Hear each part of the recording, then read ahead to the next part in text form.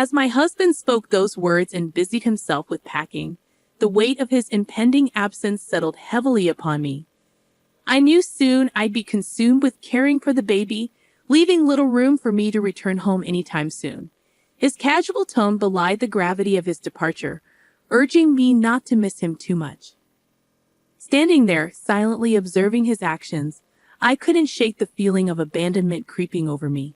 He seemed oblivious to my emotions, his laughter and carefree demeanor contrasting sharply with my own turmoil. Even as he jovially inquired about our son's baby bottle, his thoughts were elsewhere, on the child he'd fathered with another woman, not ours. My name is Linda, a 42-year-old caregiver, juggling part-time work and aspirations of becoming a certified nursing assistant. My family, ostensibly complete with my husband and our son, was fractured by his infidelity. Despite enduring years of heartache and tears, I remained tethered to him by love. Once a notorious womanizer, my husband had seemingly settled into domesticity after our son's birth.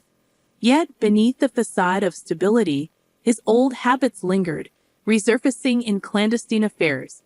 Robert, our son, on the cusp of adulthood, was the center of my world, his impending departure for college both a source of pride and anxiety.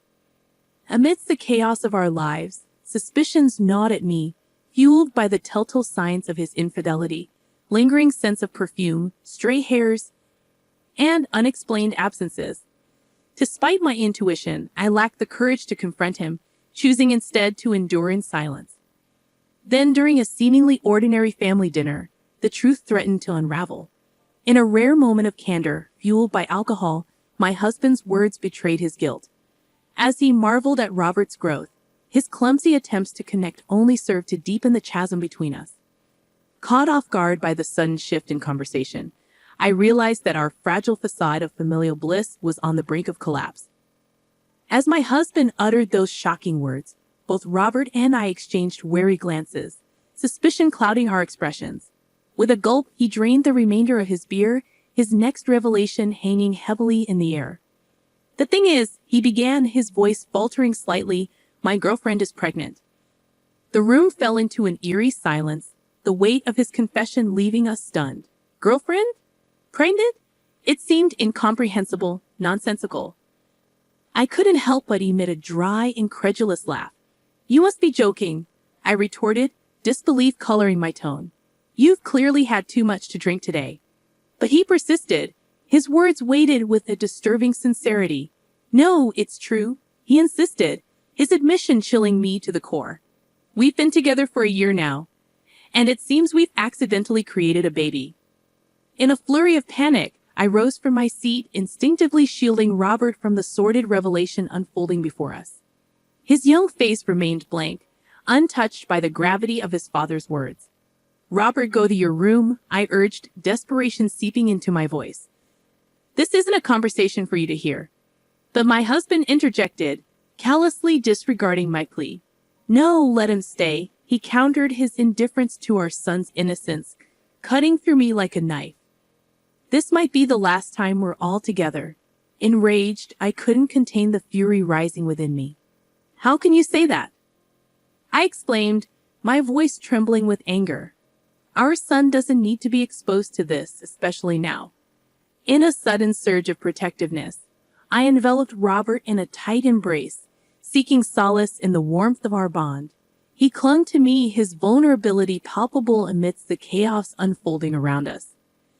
But my husband remained unmoved, callously continuing his confession. "I won't be coming home for a while," he stated matter-of-factly. "I'll be helping her raise the baby, you know." His words washed over me in a dizzying whirlwind, the magnitude of his betrayal finally sinking in. So he had a mistress, and they were expecting a child. And he had chosen now, on the precipice of the baby's birth, to divulge the truth to us. I struggled to comprehend my husband's inexplicable behavior, feeling as though I was on the brink of losing my grip on reality. Over 2 decades of shared life together seemed to unravel before my eyes, leaving me reeling in disbelief. Despite the moments of resentment that punctuated our years together, witnessing him care for Robert always reassured me of his commitment as a father. But now, faced with the sudden revelation of his affair, I couldn't fathom how he could so callously discard the trust and bond we had painstakingly built. "That's how it is," he announced nonchalantly, as if it were the most natural thing in the world. "I'll be heading to her place this weekend and need to get ready." As he began to pack his belongings with a casual demeanor, a sense of devastation settled over me, the ache in my heart growing with each item he placed into his backpack. Lost in my turmoil, his cheerful inquiry about baby bottles used by Robert pierced through the heaviness in the room. Silently, I shook my head, unable to muster a response. Yet, amidst the wreckage of our shattered marriage, there remained one precious memento. It wasn't intended for him or his mistress. It was a token meant for the future, a testament to the shared joys and challenges of parenthood that my husband and I had hoped to revisit together. As he departed the room, dismissing the sentimentality of our shared memories, I couldn't help but wonder if he had truly forsaken us. Did he just abandon us? Robert's voice trembled with unshed tears, echoing the question that lingered unspoken in my own heart. 3 days later, as my husband prepared to leave for his mistress's place, I confronted him with the shattered remnants of my trust. "I believed in you," I choked out through tears, my voice breaking with the weight of betrayal. His response cut through me like a knife, a cruel mockery of our shared dreams. "I always wanted another child," he declared callously, his laughter ringing hollow in the wake of his betrayal. "But you were always too busy, weren't you? We grew older, and I knew we couldn't have another one." As he callously dismissed our shared pain, Robert's glare burned with unspoken fury, a silent witness to his father's betrayal. With a heavy heart, he offered me solace, his gentle touch of balm for the wounds inflicted by the man who had once been our anchor. "What's with that look?" My husband's dismissive words hung in the air, leaving a bitter taste of abandonment in their wake. "By the time I come back, I won't be around anymore. Are you okay with that?" My husband's words cut through the air with callous indifference, leaving a bitter taste of abandonment in their wake. With a resigned nod, I replied, "Sure, you're an adult now, right? You've lost your childlike charm and you're not as cute anymore. I've heard my girlfriend's baby is a girl, so I might like her even more than you." Robert's reaction was swift as he lunged at his father, his frustration and hurt boiling over. For a moment, my husband flinched, but then he met Robert's glare with a cold indifference. "Ah, she's so young and cute, unlike you guys," he retorted dismissively. "I'm really looking forward to our future together." The truth hung heavy in the air as Robert spoke up, his voice laced with resentment. "Yeah, I get it now. You're the worst dad. At least now both Mom and I can make up our minds. We know what to do." Joining Robert's side, I added my voice to his defiance. "You should know that there will be no home for you to return to anymore." My husband, visibly annoyed, shook off Robert's grip and departed without so much as a goodbye, leaving behind a void where our family once stood united. But we refused to remain passive in the face of his betrayal. Already we had begun to strategize, laying the groundwork for our next steps. About 2 weeks later, my husband called, his laughter grating against my frayed nerves as he spoke of the smoothness of raising their daughter. He even had the audacity to send a photo of the mistress cradling the child, igniting a simmering rage within me. Unbeknownst to him, his careless actions had unwittingly provided us with the evidence we needed to move forward. I saved the photo and commenced recording the conversation, marveling at my husband's astonishing lack of foresight.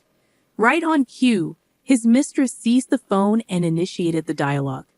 "Are you the wife?" she inquired, her tone betraying a hint of smugness. "I'm sorry I've taken your husband all for myself, but it can't be helped since we have a child together now, right?" I couldn't help but scoff at her audacity, masking my disbelief with a disarming reply. "Lol, yes, raising a child can be tough. I'm so glad you're understanding. When I first heard about you from your husband, I just thought you were a weak person who couldn't do anything but cry. But that's not how you sound at all." As her words washed over me, a wave of realization dawned. So this was what my husband had been saying about me to his mistress. Once, such disparaging remarks would have wounded me deeply, but now they elicited nothing more than a fleeting indifference. The love I once harbored for my husband had long since dissipated. Summoning my resolve, I addressed her pointedly. You knew my husband was married with a child, and yet you still pursued him, right? Her response was laced with a thinly veiled excuse, attempting to shift the blame onto my husband's deceit. I didn't know at first, she protested. Your husband always removed his wedding ring when we met, so when he finally told me, I was surprised. But my feelings for him didn't change. We'll be together forever. Despite the infuriating nature of her words, I couldn't help but acknowledge the strategic advantage they presented. This conversation would serve as irrefutable evidence that the mistress was aware of my husband's marital status and had knowingly continued their illicit relationship. While her lack of remorse and cavalier attitude grated on my nerves, I knew that this calculated indifference would ultimately work in my favor. It would have been far more challenging to exact revenge if she had feigned contrition or expressed genuine remorse over the unplanned child. I bid them to do their best and ended the call, 2 years slipping by in the blink of an eye. Then, on that fateful day, the familiar number illuminated my phone screen, prompting a deep breath before I answered. Hey, how have you been? I'm coming home now, so make sure the house is clean, okay? His voice sounded casual, as if oblivious to the upheaval he'd caused. Didn't I tell you back then that there's no home for you to return to? What are you trying to prove? I interjected, my tone laced with frustration. Exasperated, my husband attempted to justify his actions. Sure, I admit I was wrong to leave suddenly, but I can't leave her to raise the child alone, right? You were a mother too, so you should understand.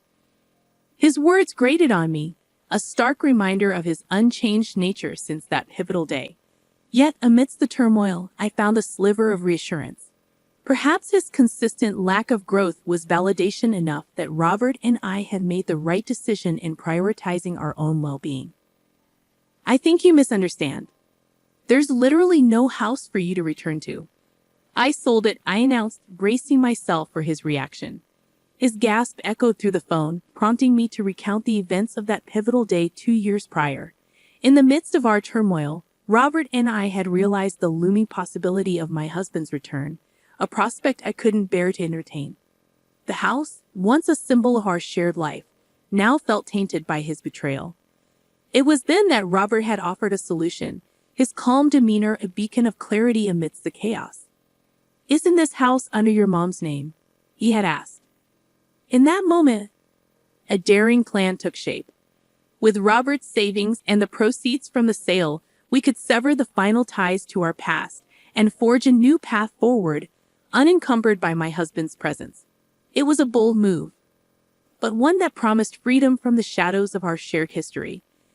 And as I contemplated the possibilities that lay ahead, I couldn't help but feel a glimmer of hope stirring within me.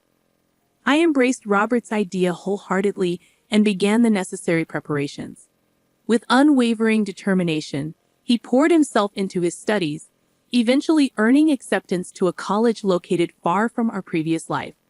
Meanwhile, I diligently pursued certification as a nursing assistant, opening up new career opportunities with higher earning potential.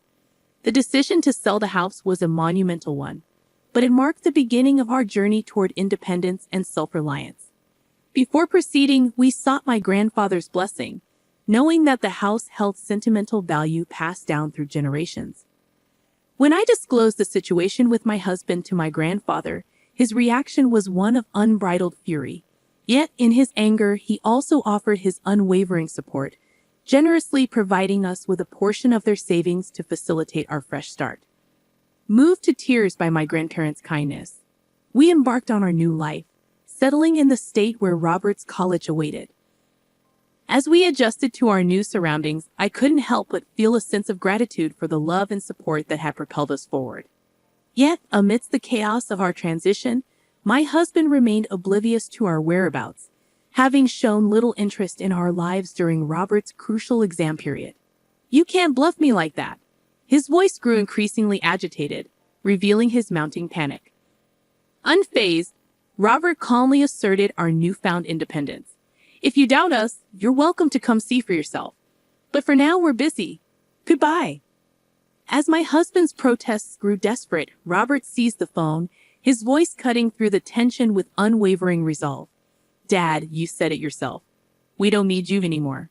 We don't need a father who abandons us to be with his mistress. His words struck a chord, evoking a raw vulnerability in my husband that I had seldom seen. Please wait, he pleaded, his voice tinged with desperation. I know I messed up, but don't abandon me. I reclaimed the phone from Robert, steeling myself to deliver the final blow. You may not agree to a divorce, but we're moving forward with the preparations anyway, I asserted, my voice firm with resolve. And did you know that alimony payments for fathering a child with your mistress during our marriage can be almost double the usual amount? Better start preparing for that. Without waiting for my husband's response, I ended the call, rejecting his subsequent attempts to reach out. I had no desire for further stress.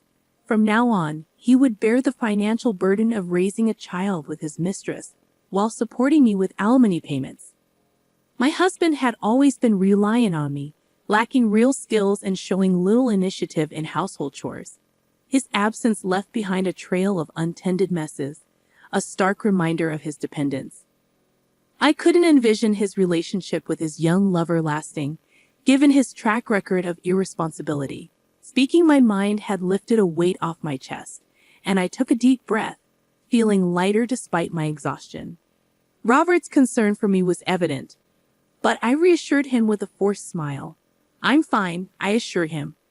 Let's go out and eat something you like today. His worry lingered, but he attempted to maintain a cheerful demeanor for my sake. I found his consideration endearing, his debate over dinner options melting away my worries. Despite the challenges we faced, I was determined to create new happy memories with my son in our unfamiliar surroundings. As I pondered our future, a sense of optimism washed over me. Robert's kindness and concern for me touched my heart, but I knew I needed to prepare him for a future of independence. Teaching him to cook would be a priority, ensuring he could fend for himself when the time came. With my husband out of the picture, I no longer felt lonely.